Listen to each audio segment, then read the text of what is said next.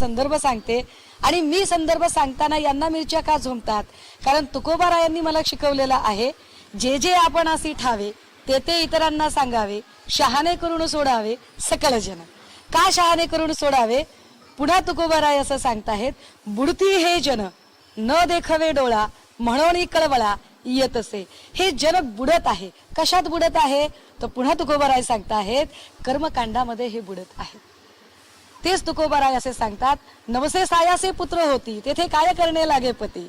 म्हणजे कर्मकांड असतील, बुवाबाजी असतील, अंगारे दुपारी असतील, यामुळे जर सर्वसामान्य माणूस वेठीस धरला जात असेल, धाडला जात असेल, तो अंधश्रद्धेच्या कच्छपी लागत असेल, कधी कधी नरबळीपर्यंतचे प्रयत्न होत असतील, तर त्यावर बोललं पाहिजे.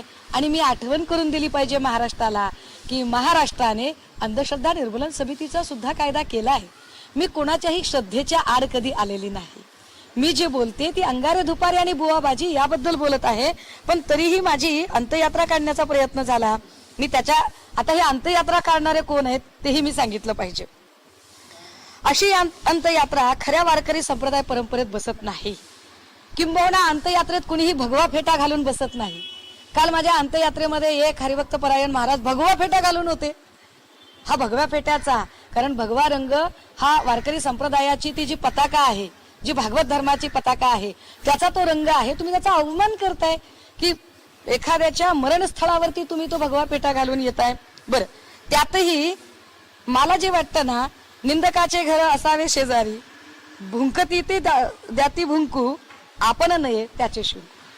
हे जे लोक भुंकतायत त्याच्यावर आपण काही फार बोलू नये. ही सहिष्णू वारकरी संप्रदाय परंपरा आहे.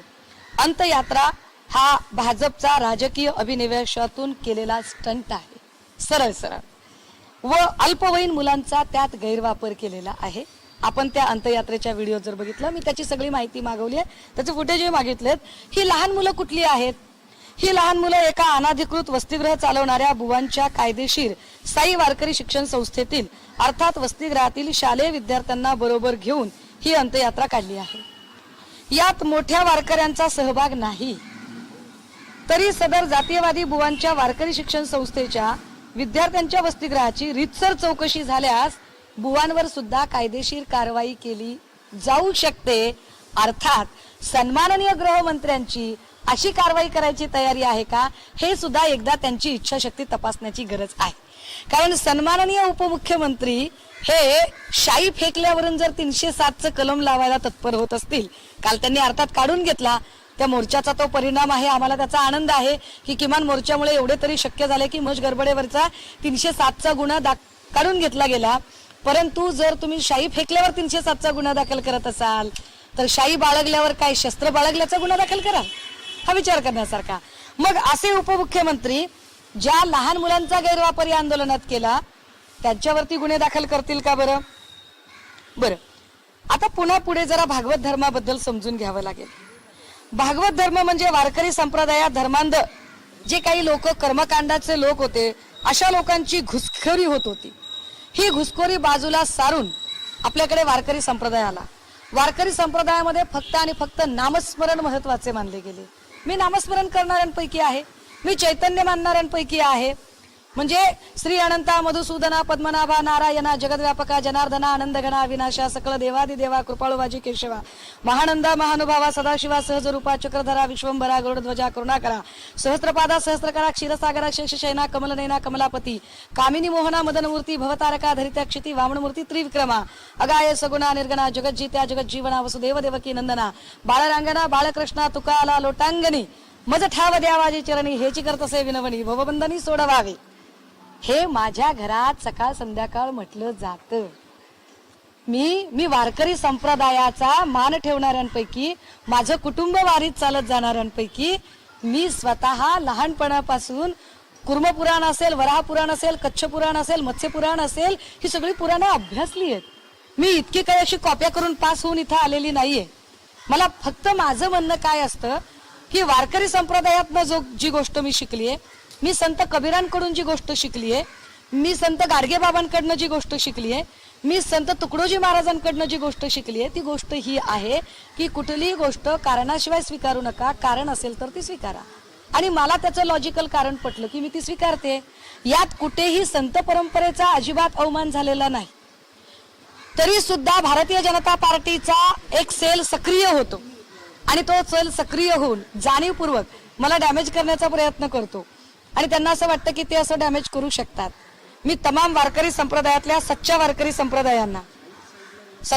संप्रदायांना मी याची आठवण करून दिली पाहिजे की संतांचे मूळ तत्वज्ञान जे आहे, हे मूळ तत्वज्ञान हे अगदी म्हणजे समाजात ते गुंडाळून संतांचा सोयीस्कर आधार घेत ते लोक कीर्तन प्रवचनाच्या व्यासपीठावरून समाजात द्वेष, भेदभाव, धर्मांधता रुजवण्याचं काम असे काही डुप्लिकेट लोक करत आहेत। संतांनी जातीवर्ण व्यवस्था नाकारली होती आणि समता, बंधुत्व, न्याय, नीती आणि मानवतावादी विचार रुजवले होते। संतांनी कुठेही कोणतेही कर्मकांड, अंधश्रद्धा रुजवल्या नव्हत्या, हे कृपया लक्षात घ्यायला हवे।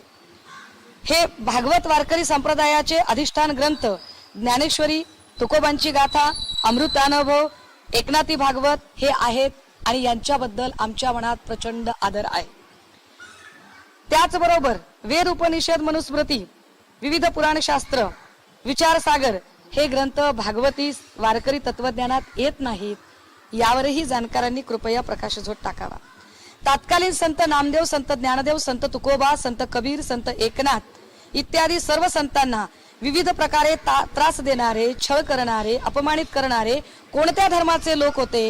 यात संतांचा काय गुन्हा होता? काल माझी ज्यांनी प्रेतयात्रा काढली, मी त्यांच्याबद्दल अपार करुणा बाळगते, कारण यांना ना हिंदू धर्म कळलाय ना यांना भागवत धर्म कळलाय। या लोकांना जर हिंदू धर्म कळला असता तर हिंदू धर्मामध्ये दिवे लागणीच्या नंतर अंत्यसंस्कार होत नाहीत, ते धर्म परंपरेच्या विरुद्ध आहे। पण हाथरस मध्ये योगी आदित्यनाथांचे सरकार असताना एका पीडित तरुणीचा भर रात्री 12 वाजता अंत्यसंस्कार केला गेला, हा हिंदू धर्मात बसत होता का?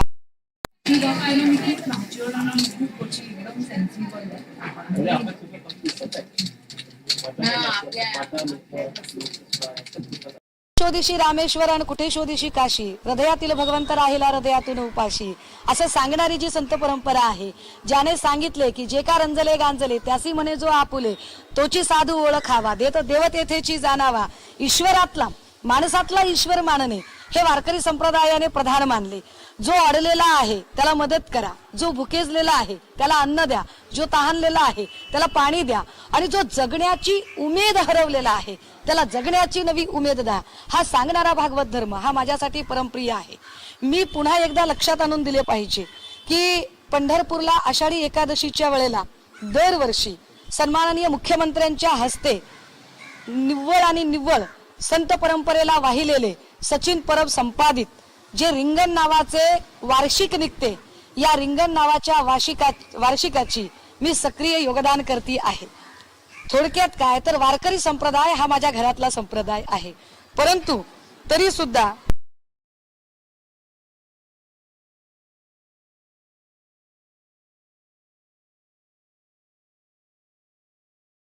तरीच हरिदास मनविता श्लाजीजे निर्वासन कीजे चित्ते आधी, नाचू गाऊ प्रेमे आनंदे कीर्तनी, भुक्ती मुक्ती दोन्ही न मागू तुझे, सगुण निर्गुण एकची आवडी, चित्ते दिले बुडी चिदानंदी, वृत्ती सहित मन रिघे प्रेम डोही, नाठवती देही देह भाव, तुका म्हणे देवा ऐशियांची सेवा, द्यावी जी केशवा जन्मोजन्मी। की ज्याच्या ठाई देवगुण आहेत, सत्वगुण आहेत, तो प्रत्येक माणूस आम्हाला प्रिय आहे। आम्ही मूर्तीतला देव शोधणार की सद्गुणी माणसांना आम्ही मदत करणार, हे सुद्धा महत्वाचे आहे। एखाद्याला नामोहरण करण्यापेक्षा एखाद्याची जगण्याची उमेद वाढवणे हा खरा धर्म आहे आणि त्या सगळ्या भागवत धर्माची मी पाहत असेल की ताई तुमचं चुकत आहे। एरवी मी एकाही राजकीय पक्षाची कधीच माफी मागत नाही, ती माझी स्टाईल आहे।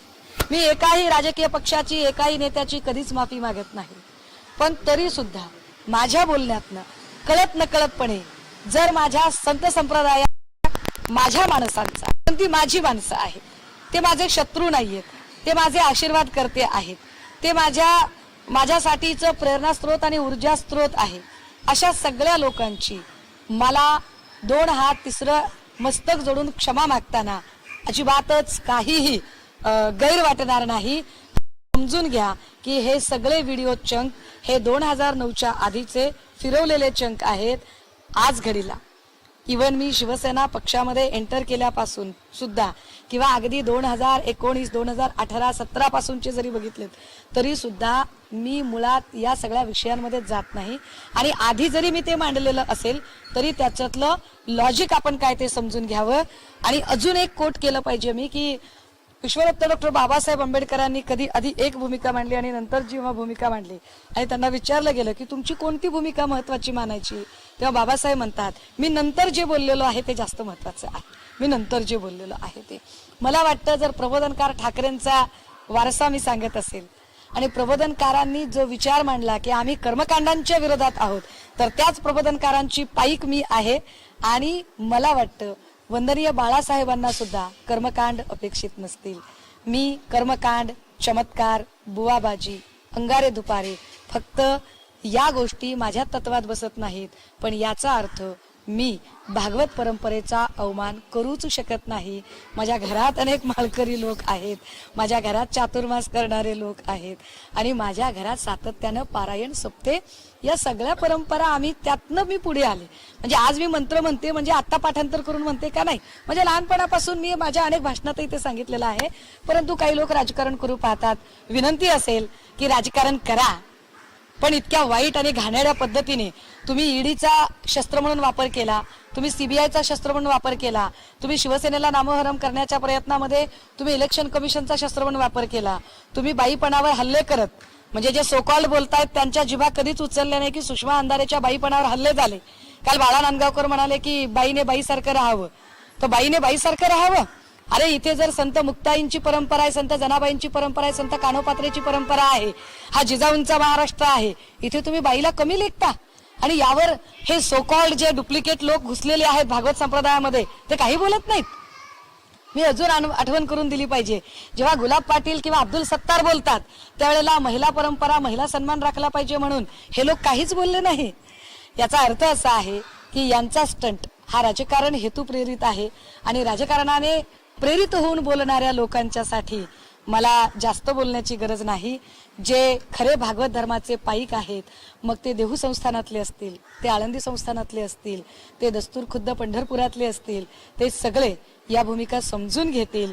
आपण सगळ्यांनी माध्यमांनी माझी भूमिका ऐकून घेतली. धन्यवाद. तुम्ही जी दोन्ही विधानं केली, जे चंक व्हायरल केले जात आहेत असं म्हणताय, ते जरी जुने असतील तरी तुम्ही त्या केलेल्या विधानांवर ठाम आहात का? मी तुम्हाला पुन्हा एकदा सांगते की ते चंक 14 सेकंदाचे आहेत, ते चंक पूर्ण नाहीयेत. तो पूर्ण विधान असं आहे की दादा हो इथे रेड्यामुखी वेद गायले असं म्हटलं जातं. शिक्षण व्यवस्थेच्या संदर्भाने बोलताना मी असं सांगते की जर रेड्यांनी वेद गायले, जर जनावरांना शिक्षणाचा अधिकार मिळू शकतो तर आमच्यासारख्या गोरगरिबांना का मिळू नये. धर्म आणि सर्वसामान्य माणसं यांच्यामध्ये असणाऱ्या एजंटांनी आम्हाला शिक्षण मिळू दिलं नाही असं ते पूर्ण वाक्य आहे. पण त्यातलं पुढचं वाक्य मात्र सोयीस्करपणे टाळून फक्त तेवढंच वाक्य घेतलंय, हे मात्र चूक आहे. मी सांगते पुन्हा की होय हे माझं वाक्य आहे, पण ते वाक्य पूर्ण असं आहे, ते वाक्य तुम्ही अर्ध दाखवताय. मी असं म्हणते काय तुम्ही पत्रकार म्हणून विचार करू नका, माणूस म्हणून विचार करा. तुम्हाला पटतं हे की मी असं म्हणते की अरे तुम्ही जर रेड्यामुखी वेद गायले सांगत असाल तर तुम्ही गोरगरिबांना पण शिकू दिले पाहिजे. तो संत ज्ञानेश्वरांचा पण विचार असेल की गोरगरीब अडला नाडला उपेक्षित शिकला पाहिजे. परंतु ज्ञानेश्वर महाराजांचा एक विचार तुम्ही स्वीकारता की रेड्यामुखी वेद गायले, पण तुम्ही गोरगरिबाला शिक्षणापासून वंचित ठेवता. ही मधली जी मनोवादी नाही, अजिबातच नाही. संतांनी तर उलट आम्हाला एकनाथ महाराजांच्या भारुडांनी आम्हाला प्रशिक्षित केलं. संत ज्ञानेश्वर महाराजांना जो त्रास झाला त्या त्रासातनं संत ज्ञानेश्वर महाराजांनी आमच्यासाठी संस्कृत भाषेतली ज्ञानेश्वरी प्राकृतामध्ये आणली. तुकोबा रायांनी आम्हाला सगळ्या कर्मकांडातनं बाहेर पडायचा प्रयत्न केला. त्यामुळे संत संप्रदाय तर आमच्यासाठी आमचा उद्धार करण्यासाठीच आला होता. त्यामुळे संत संप्रदायावरती मुद्दा हा आहे की संत संप्रदायाने सांगितलेला विचार गोरगरिबांपर्यंत पोहोचला नाही. त्यांच्या मध्ये असणारी जी मनुवादी एजंटांची फळी होती त्या एजंटांच्या फळीवर आक्षेप आहे, पण तो आक्षेप दाखवलाच गेला नाही. चंक असा काही व्हायरल केला गेला की ठरवून काहीतरी चुकीचं चित्र निर्माण केलं जाईल. आणि हे व्हायरल करणारे जे लोक आहेत या लोकांची आधीची पार्श्वभूमी काय ती मी आपल्याला आता सांगितलेली आहे.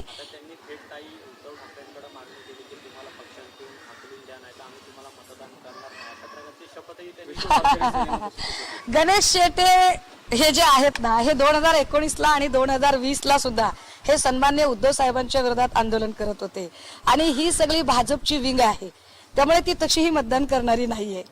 आता ही भाजपची जी विंग आहे ती जाणीवपूर्वक शिळ्याकडीला ऊत आणत आहे आणि शिळ्याकडीला ऊत आणताना आतापर्यंत एवढ्या सगळ्या म्हणजे संत परंपरेचं काम काय आहे? संत परंपरेचं काम लोकांना अंधश्रद्धेच्या गर्तेतनं बाहेर काढणं, कर्मकांडातनं बाहेर काढणं, इथे जिथे कुठे असमानता आहे ती असमानता दूर करणं. कारण संत संप्रदायामध्ये स्त्री असेल, पुरुष असेल, आपल्यापेक्षा वयाने लहान असेल, मोठा असेल, त्याला माऊली म्हणून नमस्कार एकमेकांना करतात. परंतु इथे महिलांच्या बद्दल अवमानकारक वक्तव्य होताना, लहान मुलांच्या ज्या पद्धतीने सेक्शुअल एक्सप्लॉयटेशन होत असताना, गोरगरिबांच्या तोंडचा घास काढून घेतला जात असताना, यावर मात्र संत संप्रदायातले हे जे सोकॉल्ड लोक आहेत, जे घुसखोरी केलेले आहेत, माझा पुन्हा शब्द आहे की गणेश खेटे सारखी माणसं घुसखोरी केलेली लोक आहेत, अशा लोकांनी मात्र हा अर्थ चुकीचा लावण्याचा प्रयत्न केला आणि त्याला काही फार अर्थ उरत नाही. हा तरी सुद्धा जर माझ्या पक्षाच्यासाठी माझ्याकडून जरा जरी काही हानिकारक असेल तर मला माझ्या पक्ष नेतृत्वाला सुद्धा सांगायची वेळ येणार नाही, कारण माझ्यासाठी माझं पक्ष ही सगळ्यात मोठी गोष्ट आहे. त्यामुळे त्यावेळेला मी तो निर्णय नक्की घेईल. परंतु ज्या लोकांनी पूजा चव्हाणची राजकीय शिडी म्हणून वापरली जात होती त्यावर मात्र जे काहीच बोलले नाही. जर तुम्हाला सगळ्या या समाजातलं शुद्धीकरण करायचं असेल तर या सगळ्या अशुद्ध परंपरा सुद्धा तुम्हाला बाजूला काढाव्या लागतील. पण गणेश शेटेंना त्या सगळ्या अशुद्ध परंपरा बाजूला काढाव्याशा वाटत नाहीत. त्यांना फक्त उद्धव बाळासाहेब ठाकरे या नावाची अलर्जी आहे आणि उद्धव बाळासाहेब ठाकरे या नावाची अलर्जी घेऊन ते जाणीवपूर्वक भाजप प्रणित अजेंडे आणि स्टंट चालवत राहतात. प्रश्नच नाही. कालचा सगळा प्रकार भाजप स्पॉन्सर्डच आहे. मी हे स्पष्ट केले पाहिजे की जेव्हा ईडीचे अस्त्र निकामी होते, सीबीआयचे अस्त्र निकामी होते, इलेक्शन कमिशनचे अस्त्र निकामी होते किंवा बोलण्याच्या चौकटीमध्ये ते मला पकडू शकत नाहीयेत, तेव्हा माझे कुठले तरी 2009चे चंक काढायचे, तेही अर्धवट काढायचे आणि अर्धवट चंक काढून मला कोंडीत पकडायचा प्रयत्न करायचा. हे जे सगळं नाटक चाललेलं आहे या सगळ्या जुन्या थेरीज आहेत. कारण गणेश शेटे सारखी जी माणसं आहेत ना, यांचेच असे काही होते आधीची माणसं की ज्यांनी दस्तूर खुद्द संत ज्ञानेश्वरांच्या आई वडिलांना सुद्धा जलसमाधी घेण्यास भाग पाडलं होतं, ज्यांनी संत ज्ञानेश्वरांना वाळीत टाकलं, ज्यांनी तुकोबारायांना अनगणित त्रास दिला, ज्यांनी मा सावित्रीवरती चिखलगोटे फेकले, शेण फेकलं की तुम्ही धर्म बुडवायला निघालात, महिलांना शिकवणे म्हणजे धर्म बुडवणे असं वाटलं होतं. तीच माणसं जर आज सूक्ष्म अंधाऱ्याची प्रेतयात्रा काढत असतील तर सूक्ष्म अंधारेला या गोष्टीचा आनंद आहे की तुम्ही मला असं वाटतंय की तीर बहुत सही निशाने पे लग रहा है की तुम्ही फक्त हे चंक निमित्त आहे. त्यांना चंकशी घेणं देणं नाहीये, त्यांना बाकी कशाच गोष्टीशी घेणं देणं नाहीये. त्यांना भाजपचा एक अजेंडा राबवायचा आहे. भाजपला मला कुठेतरी पकडायचंय आणि ते पकडण्यासाठी हे सगळं चालू आहे. मी कालच याच्यावर तातडीनं उत्तर दिलं असतं, पण काल मी हॉस्पिटलमध्ये होते त्यामुळे काल मला बोलता आलं नाही. मी काल मोर्चात सुद्धा अगदी म्हणजे सलाईन काढून आलेली होती आणि पुन्हा सलाईन घ्यायला गेले होते. आता परत मला सलाईन घ्यायला जायचं आहे, पण मी बोललेच नसते तर कदाचित आपण पुन्हा माध्यम परत काहीतरी त्याचा वेगळा संवाद झाला असता. पण मी बोलणं गरजेचं होतं आणि तुम्ही म्हणजे माझ्यासाठी वेळ काढलात आणि घरापर्यंत आलात. सो तुमचे अल्पवयीन मुलांवर नाही, अल्पवयीन मुलांना त्या आंदोलनात ज्यांनी आणलं त्यांच्यावर. आणि भागवत धर्माचा अपमान तिथेच झालाय जिथे ते भगवे फेटे घालून ते अंत्ययात्रा काढतात. हा भागवत संप्रदायाची जी पताका आहे, भगवी पताका, त्याचा अवमान आहे हा. तुम्ही समर्थन करता पण मग नाही, एक सेकंड, नाही, मी 3 ठिकाणी सांगितलंय. मी दस्तूर खुद्द चंद्रकांत दादा पाटलांच्या समोर सांगितलंय, काल मी हे मोर्चात सांगितलंय आणि मी आज पुन्हा एकदा सांगते की निषेध व्यक्त झाला पाहिजे, पण तो संविधानिक मार्गातनं झाला पाहिजे. मी माझा निषेध व्यक्त केला आणि माझा निषेध व्यक्त करताना उच्च व तंत्र शिक्षण मंत्रालयाच्या अखत्यारीत असणारी जी डॉक्टर आंबेडकर चरित्र साधने प्रकाशन समिती आहे, या समितीच्या सदस्यपदाचा मी राजीनामा दिला. भले इतर सदस्यांना त्या खुर्चीवर चिकटून राहायचं असेल त्यांनी खुशाल चिकटून राहावं. समिती ही बाबासाहेबांमुळे आहे, बाबासाहेबांचा अवमान होत असेल तर मी काम करू शकत नाही. पण शाई फेकण्याचं मी समर्थन करत नाही. मला असं वाटतं की जनतेला ज्या लोकांवर शाई फेकावीशी वाटते, मग ते कोश्यारीजी असतील, ते प्रसाद लाड असतील, ते मंगलप्रभात लोढा असतील, ते राम कदम असतील, ते चंद्रकांत पाटील असतील, या ज्या ज्या लोकांवर शाई फेकावीशी वाटते ती सगळी शाई एकत्र करावी आणि ती सगळी शाई ही विचारधाराच परास्त करण्यासाठी निवडणुकीच्या काळात आपल्या बोटाला लावून वापरावी. मला वाटतं निषेधाचा हा सगळ्यात परिणामकारक आणि सकारात्मक मार्ग आहे. वारकऱ्यांनी जो निषेध केला तो त्यांच्या निषेध पद्धतीला तुमचा विरोध आहे का? त्यांच्या निषेध पद्धतीला तर विरोध आहे, जाऊ द्या, त्या निषेध पद्धतीवर काही बोलायचं नाही, कारण मुळात तो निषेधच एक पॉलिटिकल स्टंट आहे. मी रात्री सुद्धा अनेक वारकरी संप्रदायाशी बोलले, अनेक लोकांशी बोलले, त्यांनी सांगितलं की ताई हा पॉलिटिकल स्टंट आहे आणि आमच्या हे लक्षात येते, कारण ही तीच माणसं आहेत जी माणसं कोरोना काळात सन्मान्य उद्धव साहेबांचे राजीनामे मागत होती. काल आणि आज फ्रॅक्चर फ्रीडम पुस्तकाच्या पुरस्कारावरून वाद सुरू आहे. अनेक साहित्यिक लेखक आपला पुरस्कार परत करत आहेत आणि सोशल मीडियावरती सुद्धा या संदर्भातल्या चर्चा जोरात सुरू आहे. काय नेमकी तुमची असेल? मी म्हटलं ना की निषेध व्यक्त करण्याची जी जी संविधानिक पद्धत आहे त्या पद्धतीचं स्वागत झालं पाहिजे. जर अशा पद्धतीने काही होत असेल, मी अर्थात ती पूर्ण बातमी नाही वाचली, पण मी जे काही वाचलं की 2-4 लेखकांनी आपले पुरस्कार परत करण्याची भूमिका घेतली. या 2-4 लेखकांपैकी काही जण ना, मी हेही आठवण करून दिली पाहिजे की ते आंबेडकर चरित्र साधने प्रकाशन समितीचे सदस्यही आहेत, पण इकडच्या सदस्य पदांचे राजीनामे त्यांनी अजून दिलेले नाहीत, इकडे पुरस्कार परत केलेले आहेत. पण काही असो, ही कृती सुद्धा गंभीर आहे की सरकारने दिलेले जे पुरस्कार आहेत ते पुरस्कार सरकारच्याच याच्या निषेधार्थ परत केले जात आहेत. मला वाटतं सरकारने याच्यावरती खरंच विचार केला पाहिजे की किती अतिरेकी वागलं जावं. आम्ही कालही म्हटलं मोर्चामध्ये की तुम्ही भगतसिंग कोश्यारींना परत बोलावण्याचं पत्र लिहित नाही, तुम्ही या सगळ्यांमध्ये जे सदस्य बोललेले आहेत त्यांच्या निलंबनाचे ठराव मांडत नाहीत, तुम्ही साधा निंदाजनक ठराव सुद्धा मांडत नाही. हे विशेष विचार करण्यासारखे आहे की मध्ये मला वाटतं एकनाथ शिंदे साहेबांनी त्यांच्या मुलाने एक पत्र लिहिलं होतं, आमचा भाचा श्रीकांत शिंदेने पत्र लिहिलं होतं आणि त्यात त्यांनी असं म्हटलं होतं की माझ्या मुलाला का राजकारणात आणताय, तो खूप छोटा मुलगा आहे, त्याला राजकारणात आणायची गरज नाही. चला, त्यांचं म्हणणं आपण मान्य करू, पण तेच मुख्यमंत्री, उपमुख्यमंत्री, खासदार श्रीकांत शिंदे यांना एखादं पत्र असंही लिहावंसं वाटत नाही का गृहमंत्र्यांना की जेव्हा इथल्या 7 वर्षाच्या, 8 वर्षाच्या, 5 वर्षाच्या चिमुरड्या मुलीवर बलात्कार होतात, त्यांचा जीव नाहीये का, त्याच्यावर काहीच बोललं जाऊ नये का? बरं, यावर सुषमा अंधारेने प्रश्न विचारले की ती आक्रमक ठरवली जाते. मी फक्त प्रश्न विचारते राजे हो, की त्या प्रश्नांची उत्तरं तुम्ही दिली पाहिजे.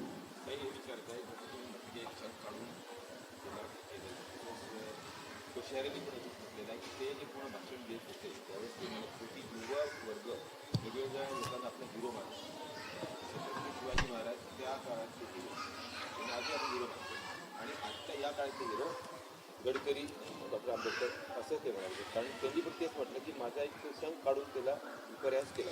नाही, त्याच्यात तसं नाही झालेलं, कारण ते एकदा होऊ शकेल, त्यांनी 3 वेळा केलं ते आणि 3 वेगवेगळ्या महापुरुषांच्या संबंधाने केलं. जेव्हा ते मी त्याच्या 2 टप्प्यामध्ये त्याचं उत्तर देईल. एक असं आहे की जेव्हा तुम्ही असं म्हणता की त्या काळातले शिवाजी महाराज होते आणि या काळातले गडकरी होते, जर भारतीय जनता पार्टीसाठी गडकरी या काळातले आदर्श असतील तर मग मोदीजींना दुसऱ्यांदा संधी देण्याच्या ऐवजी गडकरींनाच का बरं पंतप्रधान केले नाही, गडकरींना का बरं साईडलाईन करण्याचा प्रयत्न केला जातोय. एक दुसरी गोष्ट अशी की ज्या अर्थी मंगलप्रभात लोढा असतील किंवा हे राम कदम असतील, प्रसाद लाड असतील किंवा कोश्यारीजी असतील किंवा चंद्रकांत पाटील असतील, हे वारंवार महापुरुषांच्या अवमान करणारी वक्तव्य करतात, तेव्हा हे सुनियोजित असतं. हे सुनियोजित या अर्थाने असतं की मी कालही म्हटलं की मोदींना रावण म्हटल्यावर हिरिरीने पुढे येणारे देवेंद्रजी महापुरुषांवर बोलल्यावर मात्र पुढे येत नाहीत. आणि हे सुनियोजित याहीसाठी असतं की हेडगेवार आणि गोळवलकर हे 2च महापुरुष त्यांना ठेवायचे आहेत. हेडगेवार आणि गोळवलकरांना महापुरुष करण्यासाठी इतर महापुरुष मोडीत काढण्याचा हा सगळा प्रयत्न आहे. आणि नेमकं दुखणं तिथं आहे की कालही त्यांनी काही मोर्चे करताना भारताचे 3 शिल्पकार काहीतरी फुले, आंबेडकर, हेडगेवार असं काहीतरी लिहिलं. म्हणजे बेमालूमपणे तुम्ही हेडगेवारांना महापुरुषांच्या यादीत आणण्याचा जर प्रयत्न करत असाल तर महाराष्ट्र दुधखुळा नाही. महाराष्ट्र तुमच्या अशा षडयंत्रांना बळी पडणार नाही. हेडगेवार आणि गोळवलकर हे आमचे आदर्श असूच शकत नाहीत. आणि सुषमा अंधारे ही लाईन इतकी क्लिअर कट, इतकी थेट, इतकी ब्लंटली मांडते की ती ब्लंटली मांडणंच त्यांना पटत नाहीये, पचत नाहीये. म्हणून ते अशा पद्धतीने मला कुठेतरी कोंडीत पकडण्याचा प्रयत्न करत आहेत. पण मी पुन्हा सांगते की माझ्यासाठी पॉलिटिकल करेक्ट असण्यापेक्षा सुद्धा सोशली करेक्ट असणं फार महत्वाचं आहे आणि मी सोशली करेक्ट आहे.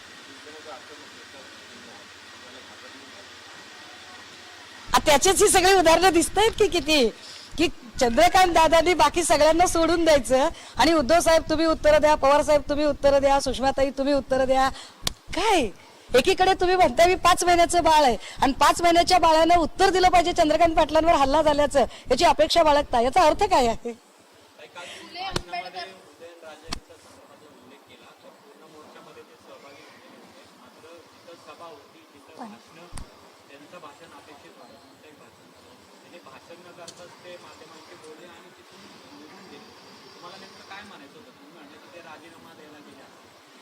हो, मला मी त्याच्यात पुन्हा स्पष्ट केलं पाहिजे आणि 2 गोष्टी मी स्पष्ट केल्या पाहिजेत. एक, चंद्रकांत पाटील असं म्हणाले की माझ्या विरोधात कॉन्स्पिरन्सी चालू आहे. मी पहिल्यांदा त्याच्याकडे येते आणि मग तुमच्या प्रश्नाकडे येते की चंद्रकांत पाटलांच्या विरोधात कॉन्स्पिरन्सी चालू आहे का? तर हो, चालू आहे, बिलकुल चालू आहे. चंद्रकांत दादांच्या विरोधात षडयंत्र आखलं जात आहे, पण हे षडयंत्र भाजप अंतर्गत षडयंत्र आखलं जात आहे. कारण चंद्रकांत दादा कुठे जातात, कुठे येतात, कुठे जाताना किती लोक, किती मनुष्यबळ त्यांच्या सोबत असतं याची अॅक्युरेसी माहिती कोणाला असेल? ती भाजपलाच असेल. त्यामुळे भाजपलाच ते कळलेलं असेल. बरं, दुसरी गोष्ट अशी की राम कदम जेव्हा म्हणतात की चंद्रकांत दादांवर बोललात तर आम्ही तुम्हाला आंबेडकरवाद्यांनो घरात घुसून मारेन. आंबेडकरवाद्यांनो घरात घुसून मारेन म्हटल्यावरती लोक राम कदमांना बोलणार नाहीत. सगळा जनक्षोभ जो आहे तो चंद्रकांत दादांवर उलटणार आहे. म्हणजे जाणीवपूर्वक चंद्रकांत दादांच्या विरोधात जनरोषाची लाट तयार झाली पाहिजे, यासाठी भारतीय जनता पार्टीतला एक भला मोठा कंपू सक्रिय आहे. तो कंपू, ज्या कंपूने विनोद तावडेंना साईडलाईन करायचा प्रयत्न केला, ज्यांनी चंद्रशेखर बावनकुळेंना साईडलाईन केलं, ज्यांनी पंकजा मुंडेंना साईडलाईन केलं, ज्यांनी राजू शेट्टींना पराभूत करण्यासाठी सदाभाऊ खोतांचा वापर केला. पण आता सदाभाऊ खोतही कुठे आहेत? मी काल परवा त्यांना फोन केला, भाऊ कुठे? आता ते मला मी धारा काढायला चाललोय. म्हणजे आता ते कुठेच नाहीये. ठीक आहे, याच पद्धतीने त्यांनी रवी राणाच्या तोंडी स्टेटमेंट देऊन ठरवून बच्चू कडूंना डॅमेज करायचा प्रयत्न केला आणि त्यांनी महादेव जानकरांना सुद्धा क्षीण करण्याचा प्रयत्न केला. ही तीच एक भाजपमधला फ्रंट आहे जो भाजपमधल्या बहुजन नेत्यांना आता साईडलाईन करण्यासाठी हा प्रयत्न करत आहे. त्यामुळे चंद्रकांत पाटलांच्या विरोधात निश्चितपणे षडयंत्र होत आहे, पण हे षडयंत्र भाजप अंतर्गत आहे हे दादांना सुद्धा कळत असेल. दादांनी कृपया समजून घ्यावं. दादा, मी तुमची शत्रू नाहीये. दादा, कदाचित काही गोष्टी तुम्हाला बोलता येत नसतील, मी थेटपणे मांडते, मी तुमचा आवाज होते. दादा, you should thankful to me. आणि दुसरा मुद्दा उदयनराजेंचा, की काल राजे आले होते मोर्चामध्ये. काल राजेंनी महाराजांना हार घातला, राजे आमच्या सोबत होते. तर आम्हाला असं वाटलं की कदाचित राजे असणार पुढे सुद्धा, पण राजे आले नाहीत. पण मला वाटतं की मी त्याचा चांगला विचार केला पाहिजे, कारण राजे काही 5,000 10,000 मनसबदारीतले नाहीत, ते राजे आहेत. त्यामुळे त्यांच्यासाठी खासदारकी हे अत्यंत क्षुल्लक पद आहे आणि छत्रपती शिवरायांचा अवमान होत असेल तर अशा खासदारकींचा ते राजीनामा अगदी चुटकीसरशी देऊ शकतात आणि ते देतील. कारण संबंध महाराष्ट्राच्या भावना अत्यंत संवेदनशील आणि उग्र आहेत या सगळ्या संदर्भाने. त्यामुळे राजे निश्चितपणे राजीनामा देतील असा मला विश्वास आहे.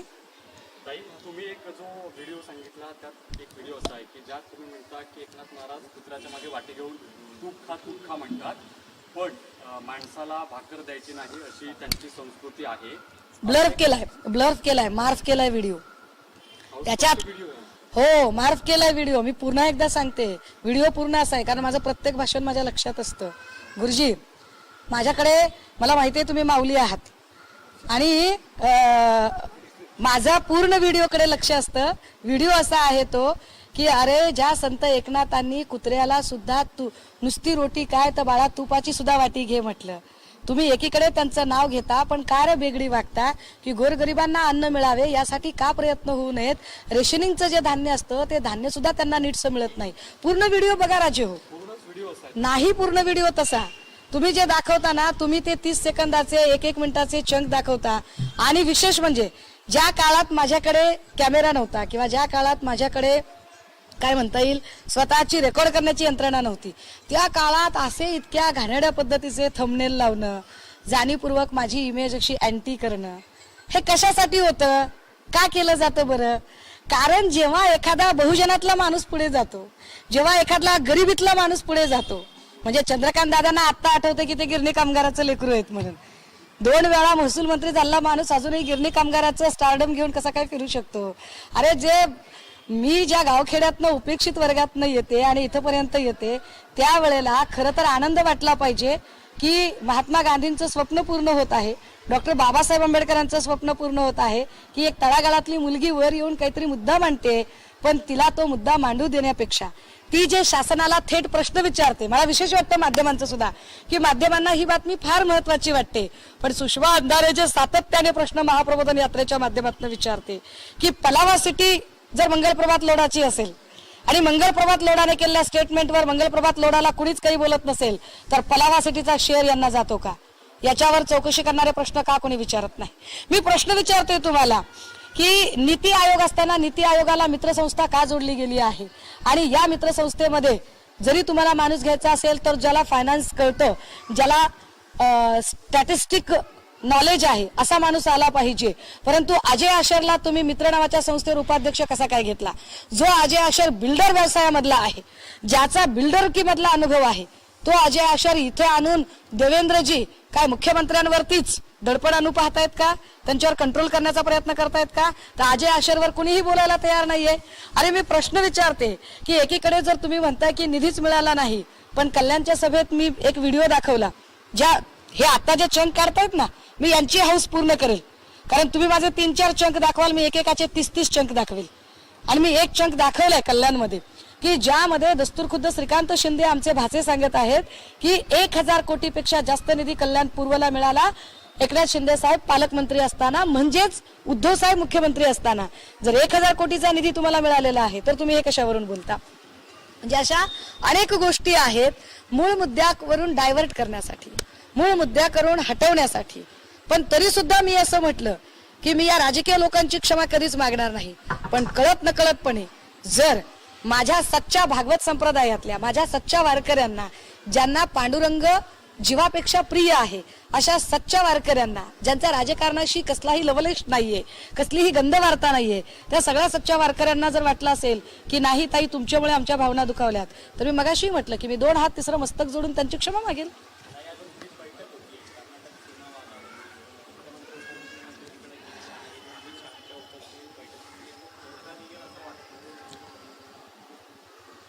शहांची इच्छा असेल तर निघेल की, कारण शहांना क्रेडिटच घ्यायचं असेल. ज्या पद्धतीने गुजरातचे इलेक्शन असताना महाराष्ट्रातले उद्योग गुजरातला फिरवले गेले, आता कर्नाटकचे इलेक्शन आहे म्हटल्यावर कर्नाटकचे जी गावं, महाराष्ट्राची गाव आहेत ती कर्नाटकला द्यायचा स्टंट चालू आहे. या सगळ्यात अधोरेखित करण्यासारखी गोष्ट ही आहे की ज्या पद्धतीने कर्नाटकचे मुख्यमंत्री बोम्मई हे अत्यंत तत्परतेने पुढे येतात आणि बोम्मई आक्रमकपणे भूमिका मांडतात, तुलनेत एकनाथ भाऊ मात्र गप्पच असतात. एकनाथ भाऊंना महाराष्ट्र म्हणून बोलावंसं वाटत नाही. शहा आता इंटरफिअर करत आहेत, शहा इंटरफिअर करतायत, तोपर्यंत एकनाथ भाऊ शांत राहतात, हे फार सूचक आहे. याचा अर्थ असा आहे की मुख्यमंत्री पदाच्या मोबदल्यामध्ये त्यांनी त्यांचा आवाज म्यूट ठेवावा असं कदाचित भाजपचं ठरून गेलेलं आहे. अर्थबंध हा बेकायदेशीर आहे अशा पद्धतीचं वक्तव्य गुणरत्न सदावर्ते यांनी म्हटलंय. मात्र फुले आंबेडकरांच्या बाबतीत त्याची ती वादग्रस्त होती.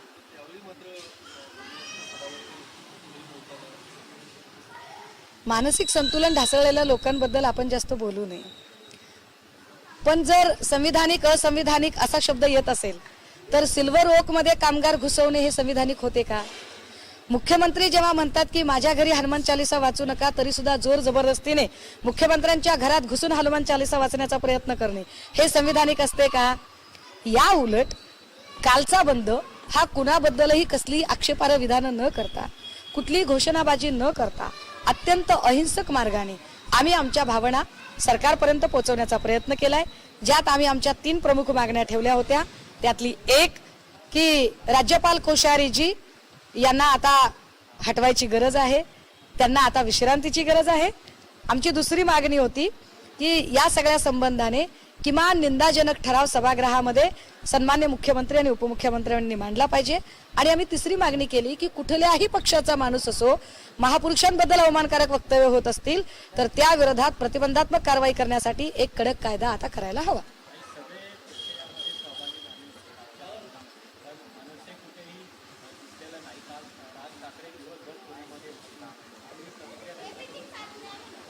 भाजपचे पुण्यातलेही नेते नव्हते. आता त्यांच्या मनात काय चाललंय हे मी कसं सांगेन दादा. मी थोडंफार सांगितलं तरी फारच चेकाळतात लोक, त्यामुळे मी त्याच्यावर काही फार बोलत नाही. परंतु मनसे असेल, भाजप असेल, यांना वगळून कालचा जो सर्वपक्षीय बंद झाला त्यातनं एक गोष्ट स्पष्ट झाली की शिवरायांचे नाव तोंडी लावण्यापुरते घेणे वेगळे आणि शिवरायांची अस्मिता काळजात ठेवून पूर्ण प्राणपणाने तन मन धनाने शिवरायांच्यासाठी रस्त्यावर उतरणे वेगळे. काल दोन पक्ष उघडे पडलेले आहेत. काल दोनही पक्षांनी शिवरायांबद्दल त्यांना किती आस्था आहे किंवा नाही हे लोकांच्या समोर ते चित्र आलेलं आहे. आणि त्यामुळे लोक त्यांना यथावकाश, लोक आज जरी शांत असले तरी जेव्हा कधी सार्वत्रिक निवडणुका लागतील, आमचे खासदार ओमराजे निंबाळकरांच्या भाषेत सांगायचं झालं तर लोक जेव्हा खपटाच्या आड जातील तेव्हा ते बरोबर उत्तर देतील. ताई, आंतरजातीय विवाह किंवा हे जे आहेत त्याच्यामध्ये मंगलप्रभात लोढा असं म्हणतात की याच्यावर एक समिती स्थापन केली जाणार आहे. इकडे सरकार या सगळ्याला पाठिंबा देते, दुसरीकडे काय आंतरजातीय विवाहावर आपल्याकडे ऑलरेडी समिती आहे. मी स्वतः त्या समितीची सदस्य आहे आणि मी काम करते. त्यामुळे आंतरजातीय विवाहावर अजून कुठली समिती ते आणणार आणि कुठल्या पद्धतीने आणणार. मगाशी जो मुद्दा तुम्ही मांडलात की शाहू आंबेडकर, फुले आणि हेडगेवार हे तिघांचं दाखवलं जातं भाजपकडे. हे तीन महापुरुष भारताच्या उभारणीचे शिल्पकार आहेत. त्याच्यामध्ये शाहू महाराजांना वगळलेलं आहे, कारण शाहू, फुले, आंबेडकर या पद्धतीची तिघी आमच्याकडे सगळीकडे वापरतात. शाहू महाराजांना जाणीवपूर्वक वगळलं. शाहू महाराज त्यांना परवडण्यासारखे नाहीत. कारण शाहू महाराज जेव्हा वेद नाकारतात, शाहू महाराज जेव्हा इथल्या ब्राह्मणी कर्मकांडाला विरोध करतात, कर्मकांडाला विरोध करणारा माणूस यांना फार डोळ्यात सलतो. काल माझी प्रेत यात्रा काढण्याचा जो प्रयत्न झाला तो त्याचाच एक भाग होता. परंतु आमच्यासाठी, आम्ही जे चळवळीतनं काम करतो, आम्ही जी परिवर्तनवादी विचारधारा मानतो, आमच्यासाठी छत्रपती शिवाजी महाराजां इतकेच छत्रपती राजर्षी शाहू महाराजही महत्वाचे आहेत. आम्ही संत सेवालालांनाही तितकंच मानतो जितका आम्ही संत तुकोबा, संत गाडगेबाबा, संत तुकडोजी महाराज, संत भगवान बाबांना मानतो. कारण या सगळ्याच संत परंपरांनी मानवमुक्तीचा आशय अधोरेखित केलेला आहे. तो मानवमुक्तीचा आशय घेऊन जेव्हा ही सगळी माणसं दोन वेगवेगळ्या प्लॅटफॉर्मवर काम झालेलं आहे. महाराष्ट्रामध्ये रिनायसन्स पिरियडमध्ये एक संत परंपरेतनं काम झालेलं आहे, एक सुधारकांच्या प्लॅटफॉर्मवर काम झालेलं आहे. पण असं असताना सुद्धा ज्यांनी वर्णव्यवस्था मानली, ज्यांनी चातुर्वर्ण व्यवस्थेतनं इथल्या जातीवादी व्यवस्था अधिक प्रखर कशी राहील याचा विचार केला, असे हेडगेवार आणि गोळवलकर आता महापुरुष म्हणून पुढे आणण्याचा प्रयत्न जो भाजपकडून चालू आहे. आणि दुर्दैवाने सदावर्तेसारखे लोक त्याला प्रतिसाद किंवा रिस्पॉन्ड करतात, हे जास्त वाईट आहे. परंतु ज्या पद्धतीने आत्ता महापुरुषांच्या बद्दल अवमानकारक वक्तव्य होत आहेत, ही अवमानकारक वक्तव्य निव्वळ आणि निव्वळ हेडगेवार आणि गोळवलकर हे दोनच महापुरुष उरतील, बाकीचे मोडीत काढले जातील. अशा पद्धतीने जे राजकारण चालू आहे ते राजकारण इथला जो सजग, डोळस आणि वैचारिक असणारा जो वर्ग आहे तो वर्ग अजिबात यांना पूर्णत्वास जाऊ देणार नाही. त्यांचे डाव हाणून पाडले जातील.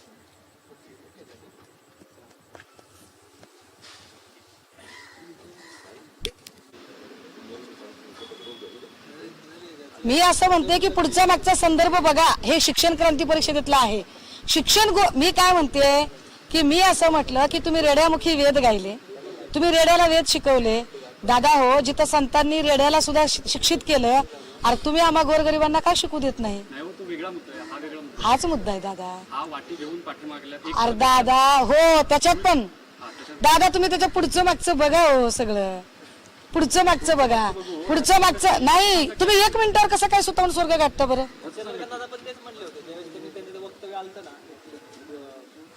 त्याच्यावर ना मी ऑफ कॅमेरा तुम्हाला ऑफ कॅमेरा खूप सांगू शकते. जे मी आता म्हटलं ना की हे चंद्रकांत दादांच्या विरोधातलं षडयंत्र आहे, त्यांच्याच आतल्या लोकांनी केलेलं आहे.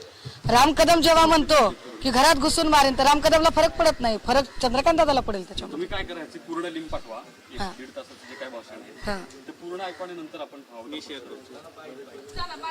माऊली तुम्ही ज्या दोनच लोकांची नावं घेता ना, शेटे आणि कोणतं दुसरा, एवढं नाही राहिलं हे तुमच्यापर्यंत ते आलं नाही.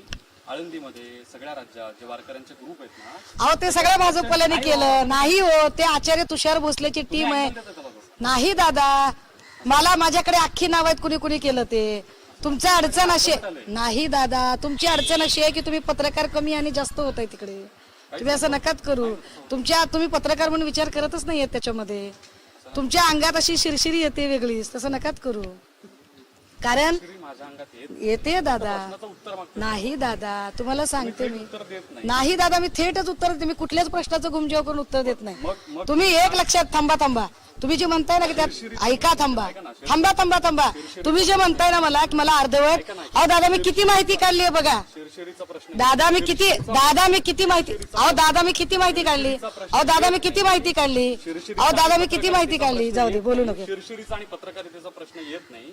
तुम्ही नाही सांगायचं की आम्ही कोणीकडे जास्त आणि कोणीकडे कमी आहोत. आम्ही नाही सांगत, तुम्हीच सांगितलं आता. नाही सांगत आहे. तुम्ही तुमचं पत्रकार चुकतंय. कमी आणि तुम्ही तिकडे जास्त कल आहे, हे नाही कोणाचं सांगत वाक्य? आहे. तुम्ही आता तुम्ही काहीतरी चुकीचं, तुम्ही तुमचा पत्रकार असण्याचा मिसयूज रेकॉर्ड करताय. करतायत ते.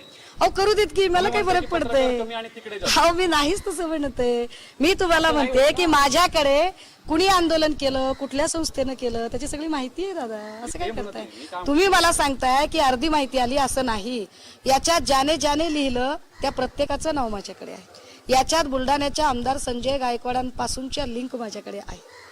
ही बुलढाण्याचे आमदार संजय गायकवाड, त्यांच्यासाठी काम करणारी एक महिला, ती महिला सध्या कुठे राहते, त्या महिलेने कसे ती गणेश शेट्टींपर्यंत, ह्या सगळ्या गोष्टी माहिती आहेत. तुम्हाला असं वाटतं का की इतकं आपण दूधखुळे आहोत, इतके आपण कॉप्या करून पास झालेले आहोत? तुम्ही सरळ म्हणता की तुम्ही अहो दादा, तुम्ही 1 मिनिटाचा व्हिडिओ दाखवताय हो मला. मी पुन्हा सांगते तुम्हाला. आंदोलन होतंय म्हणून प्रश्न विचारले अहो मग मी सांगितले ना माझी सगळी उत्तरं. अहो मी तुम्हाला त्याची सगळी उत्तरं सांगितली. विचारला नसता. अहो माऊली, म्हणून तुम्हाला प्रश्न विचार. अहो माऊली मी दिली उत्तरं. की तुम्ही शिरशिरी अहो माऊली, मी तुम्हाला म्हणते की मी बोलू शकता एखाद्याच्या बाबत कुणाच्या शिरशिरी अंगात शिरली. माऊली तुम्ही कसं माझे, ऐकून घ्यायचं आम्ही? अहो माऊली तुम्ही माझे भाऊ आहात. हो, पण आम्ही काय ऐकून घ्यायचं? तुम्ही नका पत्रकार ऐकू. कमी आणि शिरशिरी जास्त ठीक करता. आहे माऊली, ऐकू नका बरोबर आहे बाबा. का? का हो? काहीतरी बोलताय राव तुम्ही काहीतरी चुकीचं लावताय अर्थ. बरोबर आहे का? ह्याला काहीच अर्थ नाही. तुम्ही चुकीच्या अर्थाने जाताय. माऊली, याला काहीच अर्थ नाही. बघा ना, तुम्ही काहीच आहे ना. झालं ना, पुढे संपली की. अरे पण माऊली, तुम्ही चुकीच्या अर्थाने जाताय माऊली. अहो माऊली, मी तुमच्याशी 2 तास बोलायला तयार आहे. असं काय करताय तुम्ही? मी तुमची बहीण आहे माऊली. अहो मी एकदा नाही माऊली, लाख वेळा सांगितलंय, मी तुमच्याशी कधीच नेता म्हणून वागत नाही, कुणाशीच नाही वागत. मी तुमच्या सगळ्यांशी इतकं फ्रेंडली बोलते.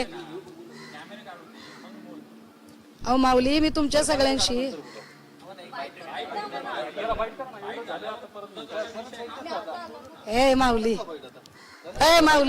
माऊली, अरे मी बहीण म्हणून बोलते प्रत्येक वेळेला. नाही तुम्ही नाही राहा. नाही पण मी तुम्हाला सोडायला तयार आहे ना. मी तुम्हाला असं सांगते. हे बाईट करा. ज्या पद्धतीने वारकऱ्यांच्या काही प्रमाणात किती पर्सेंट आहे? पहिल्यापासून करायचं. तुमचा एक व्हिडिओ सध्या व्हायरल होतोय आणि त्या व्हिडिओमध्ये तुमची त्याबद्दल काय भूमिका आहे? हा व्हिडिओ जुना व्हिडिओ आहे आणि या जुन्या व्हिडिओमध्ये मी जी मांडणी करत आहे ती मांडणी शिक्षण व्यवस्थेच्या संबंधातला एक परिसंवाद आणि त्याच्यानंतरचा बक्षीस वितरण सोहळा यातला तो व्हिडिओ आहे. याच्यात मी मांडलेलं पूर्ण स्टेटमेंट असं आहे की ज्ञानेश्वर महाराजांनी रेड्यामुखी वेद गायले, संत परंपरेने अगदी जनावरं सुद्धा अशिक्षित राहिली नाही पाहिजेत अशी भूमिका घेतली होती. परंतु धर्म आणि सर्वसामान्य माणसं यांच्यामध्ये असणाऱ्या ज्या एजंट आहेत त्यांनी मात्र गोरगरिबांच्या शिक्षणाचे दरवाजे बंद केले. पण हा व्हिडिओ चुकीच्या अर्थाने व्हायरल करण्याचा प्रयत्न इथे झाला, जे अत्यंत दुर्दैवी आहे. मी वारंवार सांगते की जर मी कबीरपंथी आहे किंवा माझ्या घरातही भागवत परंपरा आहे आणि भागवत परंपरेमध्ये कर्मकांडाला, अंगारे दुपारी आणि बुवाबाजीला अजिबात थारा नाही. मी सुद्धा तेच सांगते की मी अंगारे दुपारे बुवाबाजी मानणाऱ्यांपैकी नाही. पण तरी सुद्धा मला माहिती आहे की हे गणेश शेटेजी तेच आहेत जे 2019ला आणि 20ला सन्मान्य मुख्यमंत्र्यांच्या संबंधाने अत्यंत चुकीच्या पद्धतीने आंदोलन करून कोरोनाच्या काळात सुद्धा त्यांच्याकडून राजीनामे मागण्याचा सातत्याने प्रयत्न करत होते. त्यामुळे गणेश शेटे यांचं आंदोलन हे कम्प्लिटली राजकीय पक्षांचा स्टंट आहे. पण या सगळ्या प्रक्रियेमध्ये जर सच्च्या भागवती परंपरेमधल्या सच्च्या वारकरी संप्रदायातल्या लोकांना चुकूनही म्हणजे चुकीचा हे असल्यामुळे का असेना पण त्यांच्या जर भावना दुखावल्या असतील तर मात्र मी माझ्या त्या सगळ्या वारकरी संप्रदायातल्या सर्व महानुभावांची अगदी दोन्ही हात तिसरं मस्तक जोडून क्षमा मागायला तयार आहे. संपलं.